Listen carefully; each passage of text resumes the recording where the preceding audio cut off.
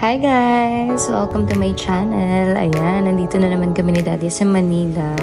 So, pupunta kami ngayon sa aming agency sa RCCL dito sa may MOA sa 5 Ecom. So, ngayon lalakad na ako kasi actually, ang tagal na namin nag-aayos ng papers. Pero, ngayon pa lang namin nalaman paano mag-commute papunta dito kung kailan last day na.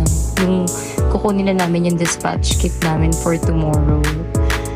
Ayan, so nandito na kami sa office. Ito na yung pinaka-exciting part, guys. Pag naglakad kayo ng papers, ito na yung pinaka-last. Kukunin nyo yung dispatch kit nyo, kasama na yung mga guarantee letter, tapos yung OEC, lahat nandyan mo. So, ayan. Ito nga pala yung office namin sa Manila. Diyan pala nilalagay yung mga POEA package. So, ayan, pipirma kami kasi kailangan namin mag-login. Ayan, so nakuha na namin right away.